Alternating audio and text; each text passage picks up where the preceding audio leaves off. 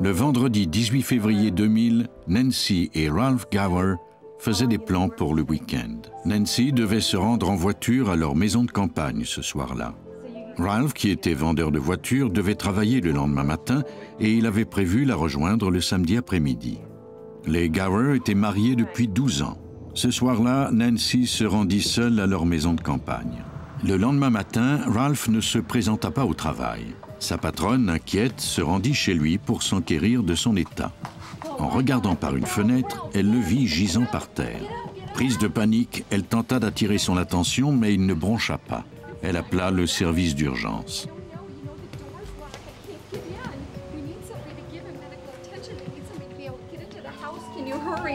Les détectives Darrell Green et Al Murrieta de la police de Fresno répondirent à l'appel. Une équipe d'urgence avait déjà forcé la porte de la maison et on avait constaté le décès de l'homme. Il y avait 2 blessures de projectiles sur sa poitrine, au côté droit, mais aucune douille. Autour du corps, tout était étonnamment propre. Les détectives remarquèrent toutefois une petite tache de sang à côté du canapé. Elle avait sans doute échappé au meurtrier. Les meubles semblaient avoir été déplacés. Ce qui nous a tout de suite frappé, c'est le fait que le canapé avait été déplacé et que la scène du crime était très propre. Cela indiquait que le meurtrier avait nettoyé les lieux et déplacé des meubles après avoir abattu la victime. Les techniciens prirent des photos et appliquèrent méticuleusement de la poudre pour prélever des empreintes. Des objets cassés sur la table à café laissaient présumer qu'il y avait eu une bagarre. Dans le vestibule, les enquêteurs trouvèrent un sac de gym. Il contenait un revolver chargé. Les détectives se mirent à la recherche d'endroits par où le meurtrier aurait pu entrer. Il n'y en avait aucun. Le mécanisme d'ouverture automatique de la porte du garage avait été désactivé. La porte pouvait ainsi être ouverte manuellement. Les détectives trouvèrent d'autres armes dans le garage. Ces armes à feu, de même que le revolver trouvé dans la maison, furent envoyées au laboratoire des tests balistiques pour analyse. Le détective Murrieta devait maintenant contacter la femme de la victime. Je me posais diverses questions. D'abord, où était-elle au moment du meurtre? Qui pourrait corroborer son alibi? Et l'autre question importante à laquelle je devais obtenir une réponse, c'était qui d'autre qu'eux avait la clé de cette maison? Pendant que la police de Fresno poursuivait son enquête, on procéda à l'autopsie du corps de Ralph Gower. Le médecin légiste fit d'étonnantes découvertes. Vinu Gopal attribua la mort de la victime aux 2 projectiles trouvés dans sa poitrine. Mais il y avait autre chose. Lors de l'autopsie, j'ai trouvé des traces de coups portés avec un objet contondant, en plus des blessures de projectiles à la poitrine, de même que des blessures au poignet. Ces blessures indiquaient qu'on l'avait menotté. Il semblait que Ralph Gower avait été menotté à un meuble avant d'être abattu. Les menottes avaient donc causé ces blessures, et le corps de la victime avait été retrouvé sur le dos. Cela poussait à croire que c'était un assassinat qui avait pris l'allure d'une exécution. Les policiers contactèrent Nancy Gower et l'informèrent de la mort de son mari.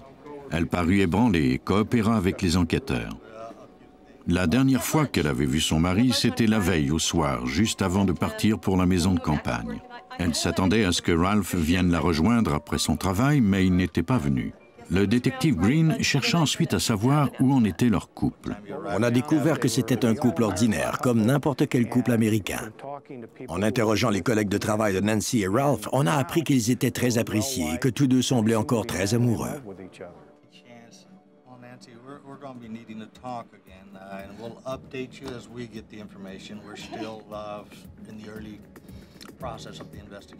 Tous les mobiles possibles de cet homicide ont été démolis les uns après les autres, y compris les problèmes financiers qu'ils auraient pu avoir, les problèmes au travail.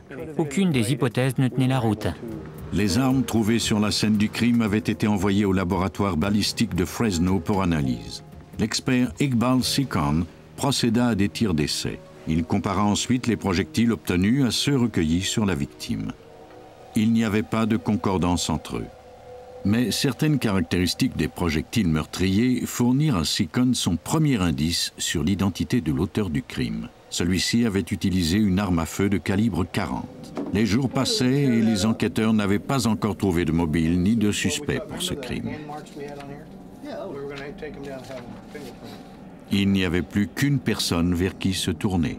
Notre seule option, c'était de fouiller la vie de Nancy le plus possible et lui demander de se soumettre au test du détecteur de mensonges pour valider certaines de ses déclarations.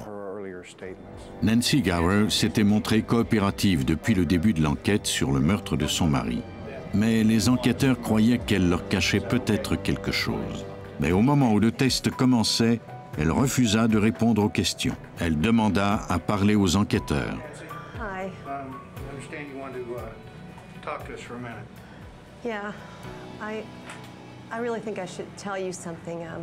Elle fit alors un aveu étonnant au détective Green. Nancy nous a alors dit, et cette nouvelle a eu l'effet d'une bombe, qu'elle avait eu une liaison avec un de nos policiers. Et avant de travailler pour notre service, ce policier était un pasteur à temps plein. De fait, il était aumônier au service de police de Fresno. Il faisait partie des nôtres. Il s'appelait Paul Hurt. Nancy déclara au détective que Hurt et elle s'étaient fréquentés pendant plusieurs mois, mais qu'elle avait rompu quelque temps auparavant. Hurt n'acceptait pas cette rupture et il l'appelait encore régulièrement. Les enquêteurs comptaient peut-être un meurtrier parmi leurs rangs. Après avoir annoncé cette nouvelle aux policiers, Nancy se soumit au détecteur de mensonges et réussit son examen. On forma un comité interne pour mener cette enquête. On savait qu'on devait faire vite avec ce cas. Quand on soupçonne un policier et qu'il poursuit son travail, il faut procéder très rapidement. On vérifia la feuille de présence des employés le soir du meurtre de Ralph. Selon cette feuille, l'agent Hurt et son collègue étaient de service à ce moment-là. Mais lorsque les enquêteurs interrogèrent le collègue de Hurt, il déclara qu'il n'avait pas travaillé ce soir-là et qu'il n'avait pas apposé ses initiales sur la feuille de présence. Ainsi donc, l'agent Hurt tentait de brouiller les pistes. On le convoqua pour un interrogatoire.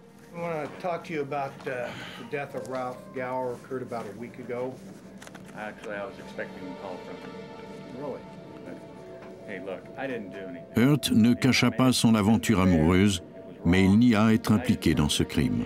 Il déclara que le 18, il patrouillait sur le campus d'un collège. On lui demanda alors ce que faisait son collègue. Quand les enquêteurs demandèrent à Hurt de fouiller sa maison et son casier au poste de police, celui-ci accepta.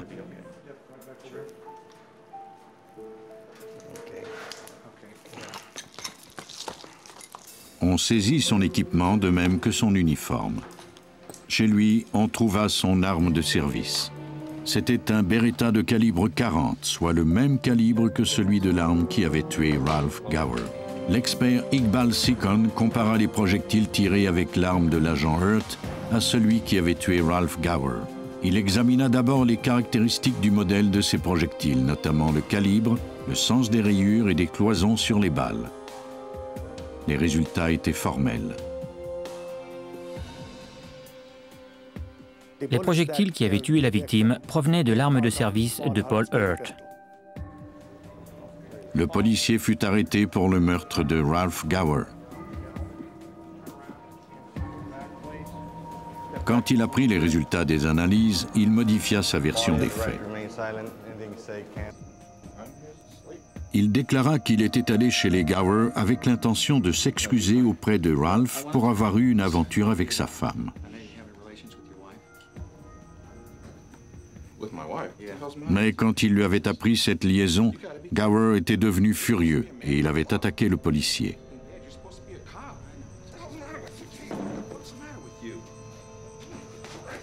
Hurt déclara qu'au cours de cette bagarre, Ralph Gower s'était emparé de sa matraque.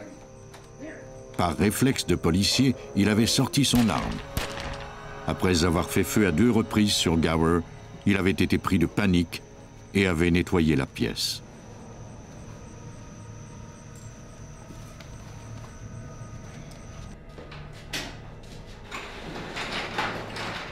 Finalement, il était sorti par le garage et il était retourné travailler.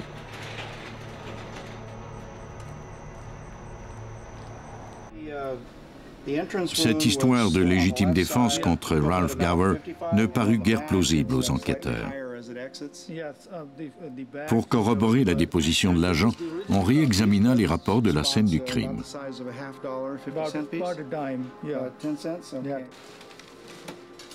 Selon les analyses, les blessures à la poitrine de Gower démontraient qu'on avait fait feu sur lui à environ 60 cm au-dessus de lui, alors qu'il était étendu sur le sol, sans défense.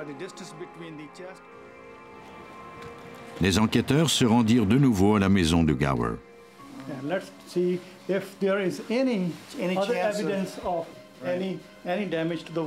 Ils ratissèrent la scène du crime pour y trouver des marques de projectiles sur les murs. Si la victime avait été debout, comme Hurt l'avait déclaré, les projectiles lui auraient traversé le corps et se seraient fichés dans les murs. Mais il n'y en avait aucun. Tous les indices démontraient que l'agent Hurt se tenait au-dessus de sa victime quand il avait tiré.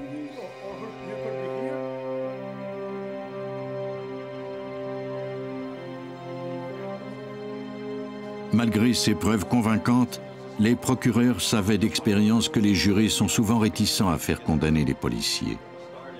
Les autorités de Fresno se tournèrent donc vers le FBI. On fit appel à l'expert en profil psychologique Mark Safrick. Cet agent spécial du service des sciences comportementales du FBI étudie les photos de scènes de crime et autres indices. À partir des informations recueillies, il dressa le scénario de la situation qui s'était développée ce soir-là entre la victime et son assaillant. Ses conclusions pour l'affaire Gower contredisaient la déposition de Paul Hurt selon laquelle il avait agi en état de légitime défense. Selon moi, on peut voir et du point de vue comportemental et du point de vue judiciaire que Gower n'était pas une menace pour Hurt. Rien n'indique qu'il avait les mains devant lui ou qu'il tentait d'éviter de recevoir un coup de feu éventuel. De fait, les blessures causées par les projectiles sont côte à côte, presque au niveau de son cœur. Cela me pousse à croire qu'il était vraisemblablement inconscient au moment où on lui a tiré dessus.